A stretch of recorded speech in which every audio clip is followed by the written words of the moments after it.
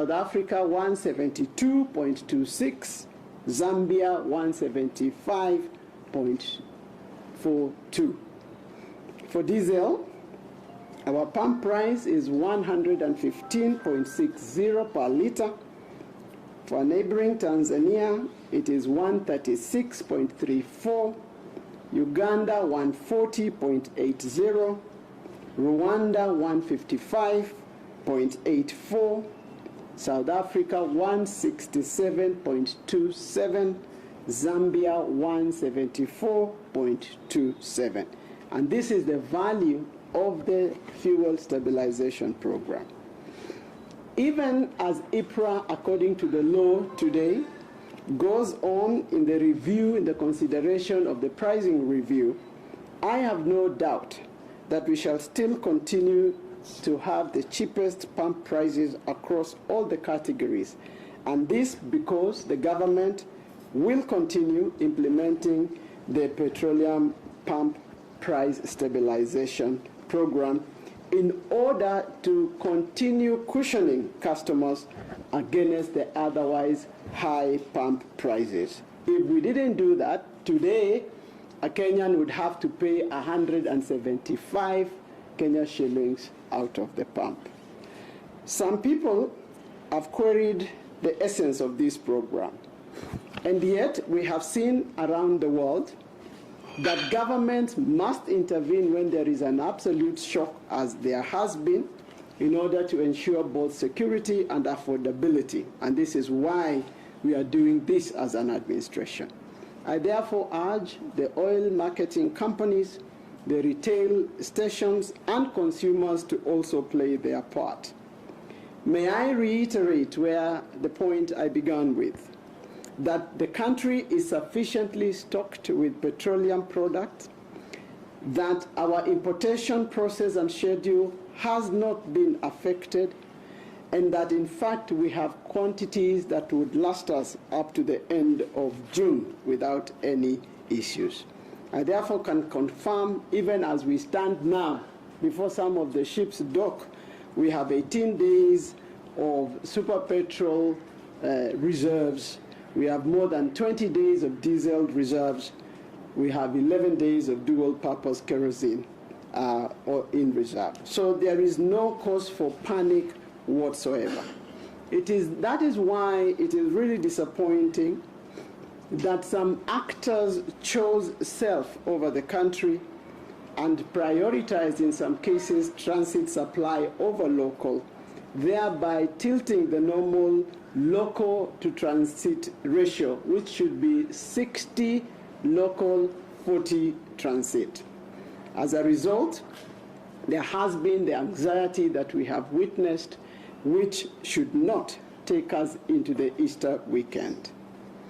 I urge Kenyans as well, as I did last week, to desist from making extra-normal bulk purchases of petroleum at this time.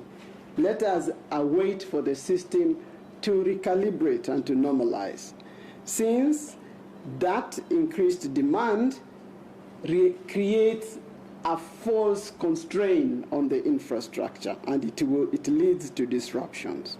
There is more than sufficient supply to meet our normal demand, and there can never be enough supply to meet hoarding. Please, there can never be enough supply to meet hoarding that we have witnessed in the last few days and the anxiety. The government will not abdicate on its solemn duty to secure the nation and to bring anyone or any corporation that undermines our national interest to accountability. We must.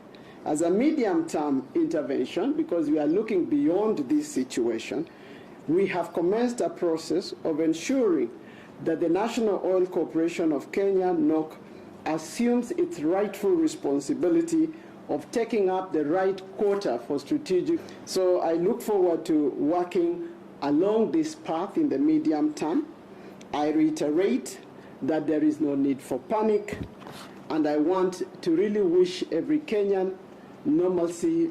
I believe that in the next 72 hours, we should have returned to the normal supply and demand cycle, And I want to take this opportunity as well to wish all of us good, blessed Easter holidays.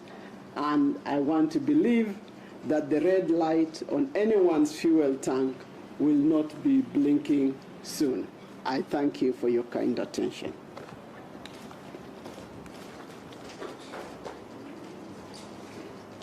I am happy to take any questions, and with me is the PS, is the regulator, is the MD NOC, and is the PS Energy. So I have my full complement here to take any questions.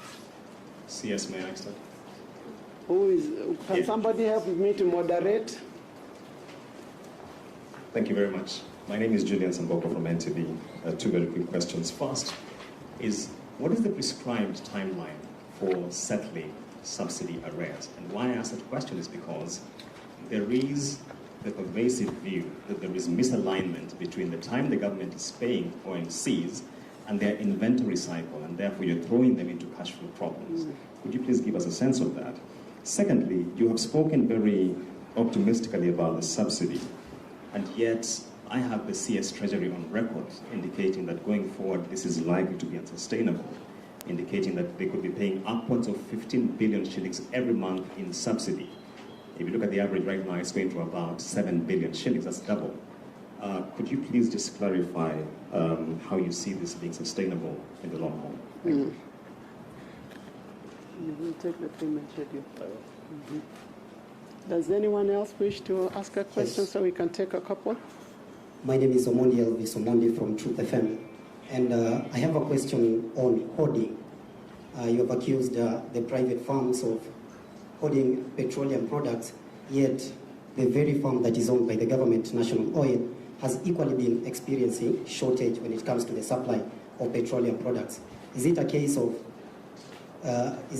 you guys speaking from both sides of the mouth, or where is the problem actually?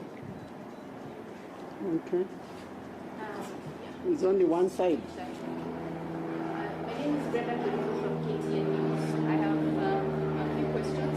So the first one is you paid 34.6. Brenda, I can't hear you. All right. Come closer. Is that better? Still not. It's not on. I'll shout.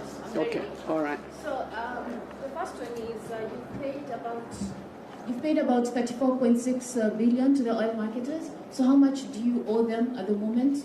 And then number two, could you also give us an update in relation to the Ruby CEO situation? And then number three, are these players that you're talking about that are facing some form of punishments, who are they? Could you give us the names, please? And at the same time, when you're talking about this subsidy, will it be a partial subsidy or a full subsidy? Thank you. I think we should take those first, eh? And I'll allow the PS, who is the accounting officer, to answer to Julian in terms of the cycle of payments. Huh? But let me just answer Omondi in terms of me speaking from both sides of the mouth. Usually I'm not very good at that.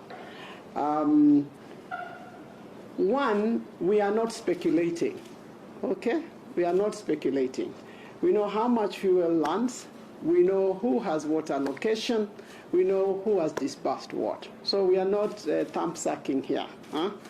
And so we are able to determine who has dispatched what amount to the market. So there is no speculation here. And I am speaking this with very firm backing of facts and figures. So we do know. I can tell you who has dispatched what amount, where, when, i.e. not releasing the product in the line of the structured, and National Oil can speak for themselves in terms of how much they have dispatched or received.